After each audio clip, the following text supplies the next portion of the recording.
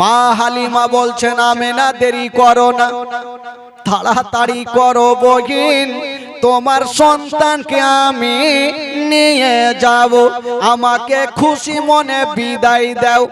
আমেনা বলছেন হালিমা আমার সন্তানকে নিয়ে যাবে, তবে একটা কথা মনে রাখিও, তোমার বাড়িতে যদি কোনোদিন খাবার তৈরি করবে তোমার ছেলের মুখে পরে দিও, আগে এই ইয়াতিমের মুখে দিও।